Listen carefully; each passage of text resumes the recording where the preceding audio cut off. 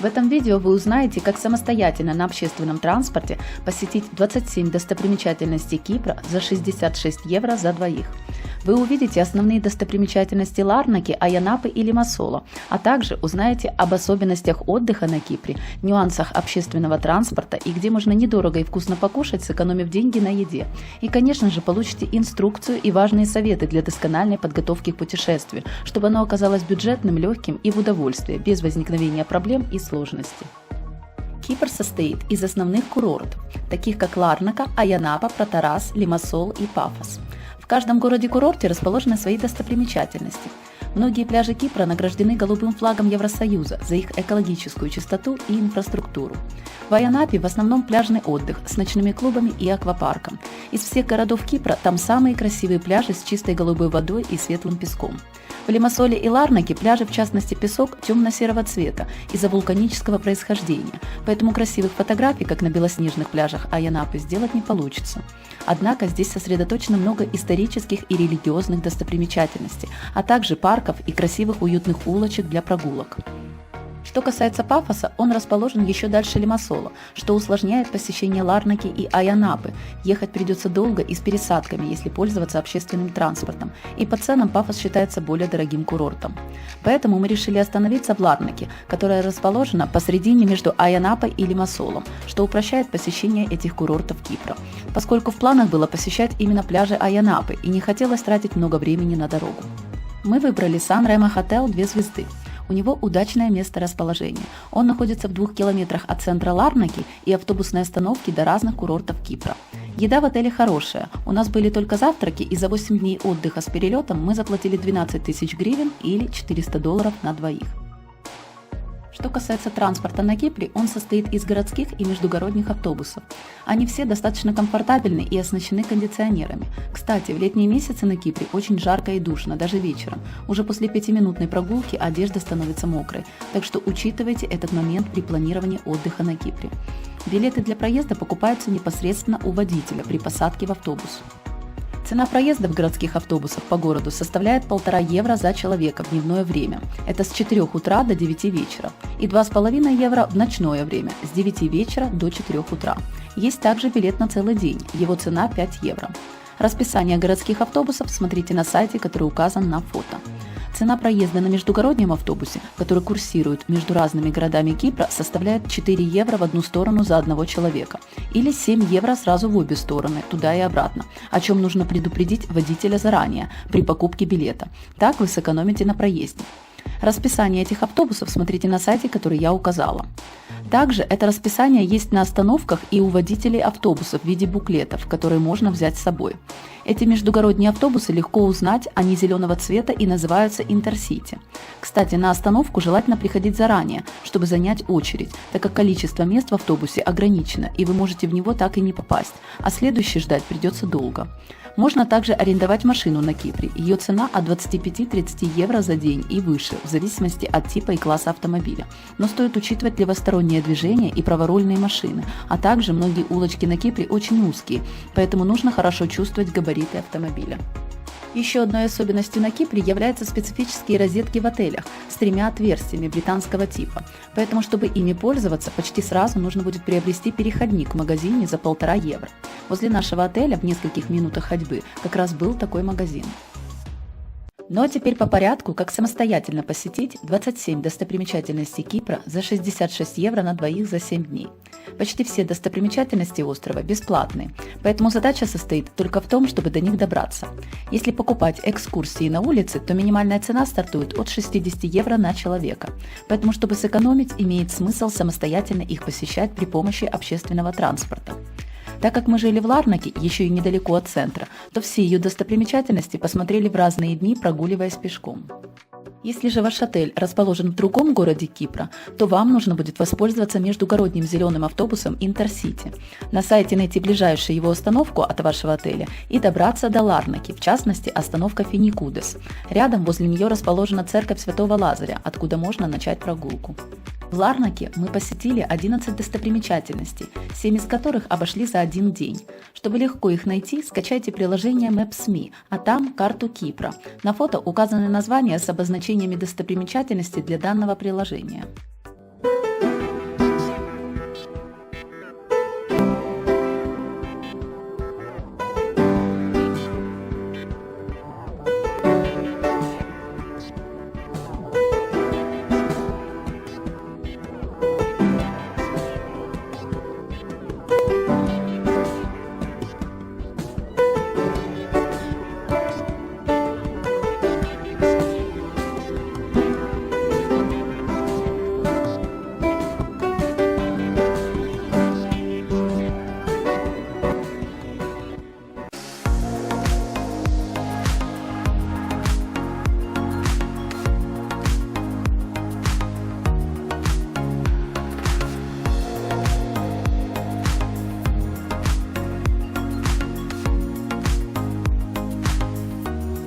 Площадь Финикудес расположена возле церкви Святого Лазаря, напротив нее. Если по ней прогуливаться вдоль набережной в противоположную сторону от нашего отеля, то мы дойдем до порта Ларнаки и площади Европы с фонтаном и арт-галереей.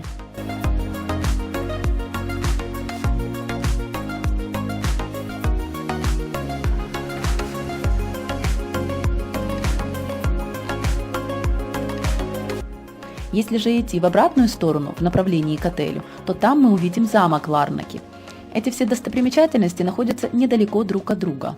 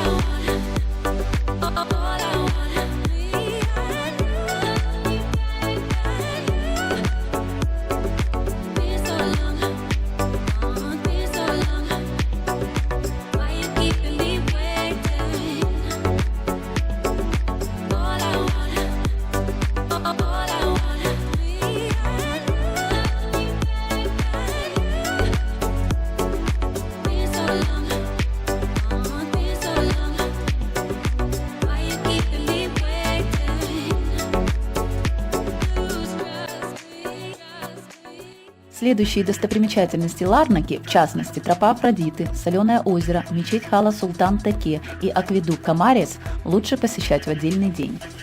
Мы до них прогуливались пешком. От нашего отеля до тропы Афродиты и Соленого озера идти минут 20-30. До акведук Камарес минут 40. И в идеале время для прогулки лучше выбирать после обеда, чтобы не сильно жарко было идти и вы успели застать закат на Соленом озере. Там получаются очень красивые фотографии. Сюда можно и доехать. До акведука Камарес ходят автобусы 413, 414, 448, 421 и 452, а также и другие, которые проходят остановку Финикудес в Ларнаке. Расписание этих автобусов есть на сайте, который указан на фото. Водителю нужно будет сказать акведук Камарес, чтобы он остановил автобус где нужно, и по навигатору Maps.me уже будете ориентироваться, где вам выходить. До мечети Хала Султан Теке можно доехать на автобусе 425, который идет в аэропорт и также проходит остановку Финикудес, после чего вам нужно будет доехать до конечной и, выйдя с автобуса, пройти еще около 1 километра, ориентируясь на навигатор Maps.me, который вас проведет. Теперь перейдем к достопримечательностям Лимассола. За один день во время прогулки можно увидеть 10 достопримечательностей, которые расположены недалеко друг от друга. Среди них городской парк, зоопарк с розовыми фламингами и кенгуру, набережная Молос с парком скульптур, старый порт Лимассола, Лимассольский замок, старый город и базар, кафедральный собор Аги-Анапа и красивые здания библиотеки и бизнес-центра. Чтобы доехать до Лимассола, в Ларнаке нужно сесть на остановке Финикудес в зеленый междугородний автобус Интерсити, расписание которого есть на остановках и на сайте. Ехать минут 45-50. Выходить удобно недалеко от зоопарка, там есть автобусная остановка, как указано на фото. Там удобнее всего начинать просмотр всех достопримечательностей Лимассола. И как я уже ранее говорила, на остановку лучше приходить заранее, чтобы занять очередь в автобус. И билет лучше покупать сразу туда и обратно, так выйдет дешевле.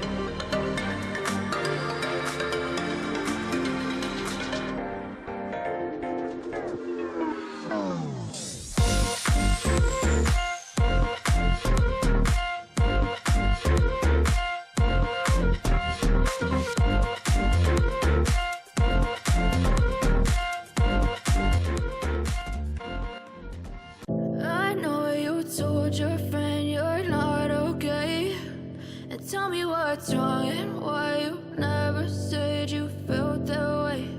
And guess you're trying to stay strong and fake a smile until I look away. But I've known you too long, it hurts to watch your blue eyes fade to gray as you fade away,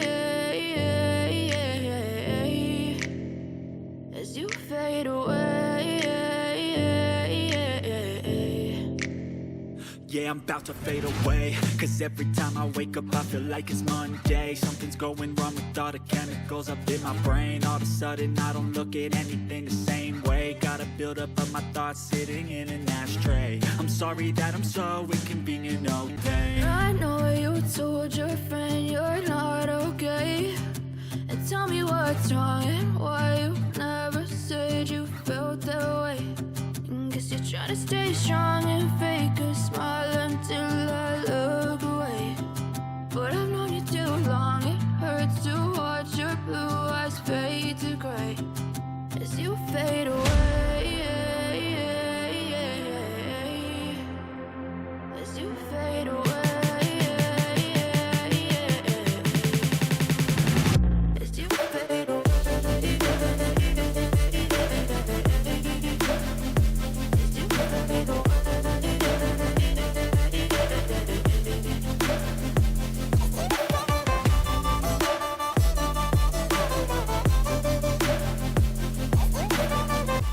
Здание The Oval можно увидеть из окна автобуса во время езды до Лимассола.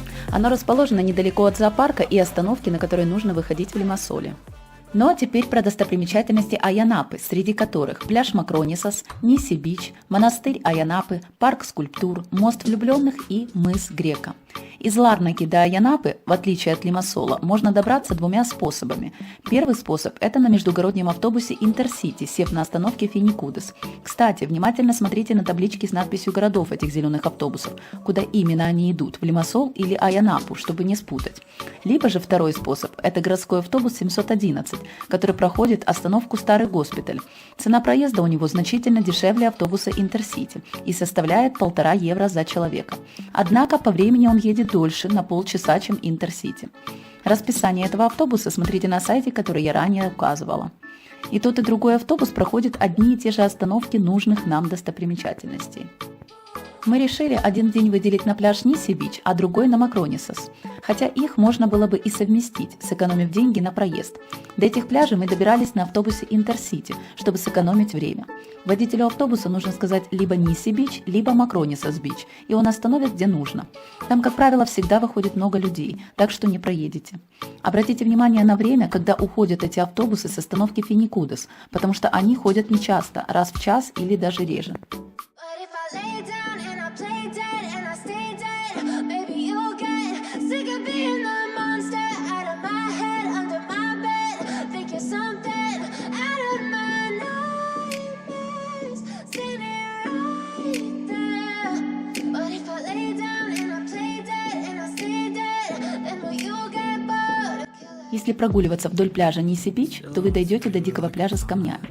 Там меньше людей и получаются очень красивые фотографии. Также от пляжа виден небольшой островок. Туда можно попасть, пройдя через море пешком по воде, поскольку там не глубоко. Отличительная особенность Ниси-Бич и Макронисас в том, что Ниси-пляж очень мелководный. Чтобы дойти до глубины, придется пройтись. На пляже Макронисас глубина в воде наступает практически сразу, и людей там меньше. Но в любом случае эти два пляжа достойны внимания.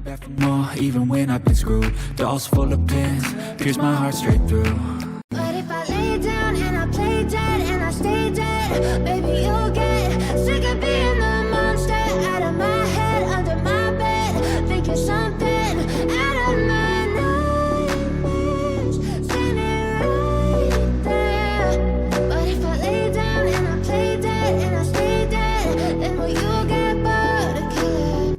И оставшиеся достопримечательности, которые можно посмотреть за один день, это монастырь Айанапы, парк скульптур, мост влюбленных и мыс Грека.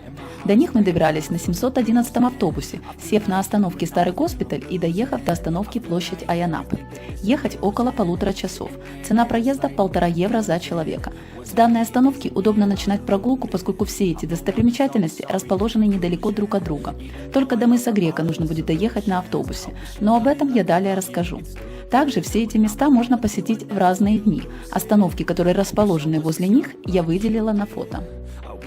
С монастыря до парка скульптур идти минут 20-25. В Maps.me укажите их название, и он вас проведет. Также недалеко возле парка скульптур расположен парк кактусов. При желании тоже можно его посетить.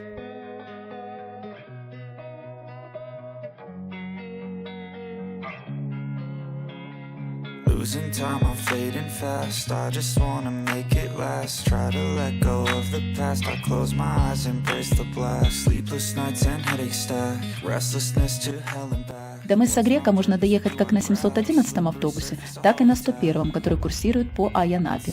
Сесть можно на остановке Марина возле парка скульптур и доехать за 1,5 евро до остановки Кава Грека.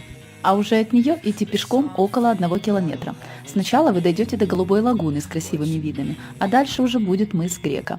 Опять же, Maps.me вас проведет. Там в одной из локаций есть спуск к морю. И еще учитывайте один важный момент. Обратно автобус едет уже с номером 102, и он в Ларнаку вас не довезет, только до центра Айанапы. Поэтому, чтобы доехать обратно, вам нужно сесть на 711 автобус, либо на 102 доехать до центра Айанапы, а там пересесть на 711 или Интерсити.